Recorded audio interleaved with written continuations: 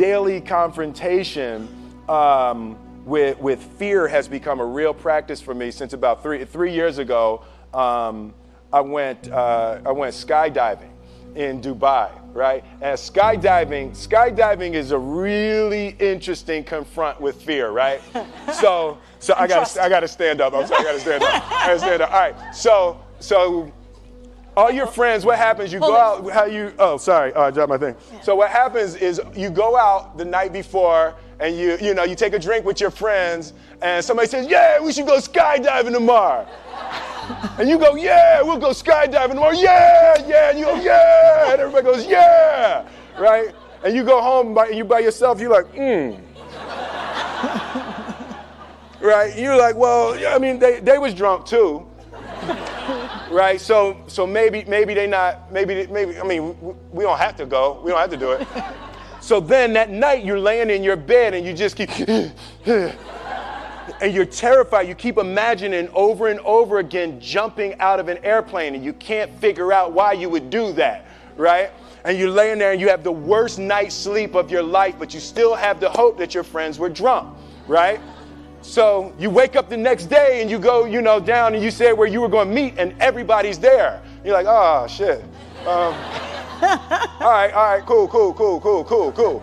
Right? So you get in the van and you don't know that your friends had the same night that you had because they're pretending like they didn't. They're like, yeah, man, my uncle's a Navy SEAL and, this is going to be great. I've been looking forward to this. And you're like, oh, my God. And your stomach is terrible. You can't eat and everything, but you don't want to be the only punk who doesn't jump out of this airplane. So you get there and then you have this safety brief.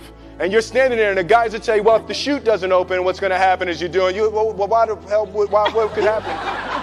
That the chute wouldn't open, right?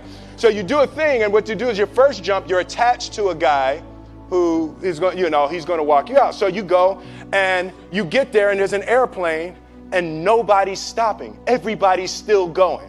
So you get onto the airplane, and you're sitting there, and it's extra because you're sitting on some dude's lap, some stranger.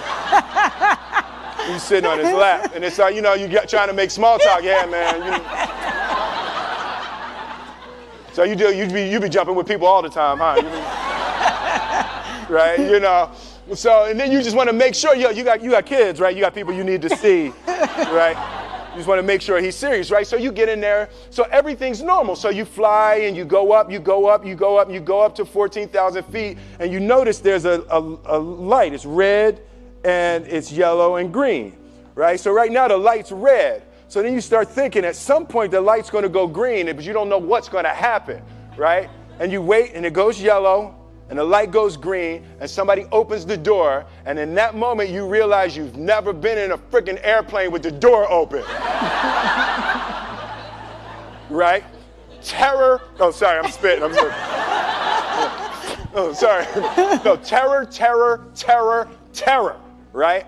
So you go, and then, if you were smart, you sat in the back so you don't go first, right? And then people start going out of the airplane.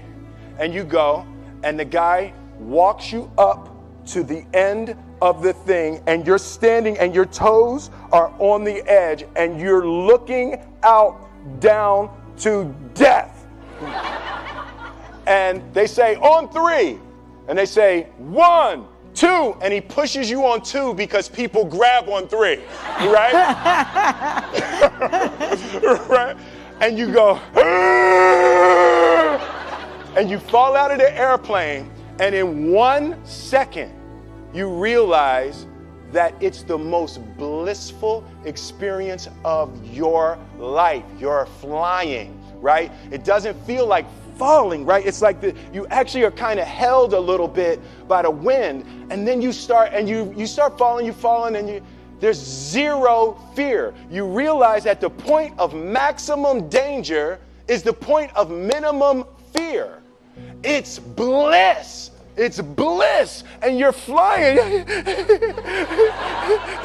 right? And you're doing that, and then 20 seconds, 25 seconds, 40 seconds, and you have enough time to just kind of be like, oh, shit, that's that building. I like that one. Oh, you can see the ocean. right? You start doing all of that. And the lesson for me was, why were you scared in your bed the night before? What do you need that fear for? Just don't go. Why are you scared in your bed 16 hours before you jump? Why are you scared in the car? Why could you not enjoy breakfast?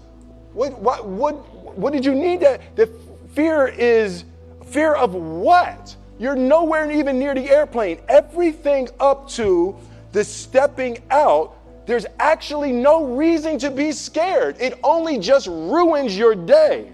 You don't have to jump. And then in that moment, all of a sudden, where you should be terrified is the most blissful experience of your life. And God placed the best things in life on the other side of terror. On the other side of your maximum fear are all of the best things in life, you know.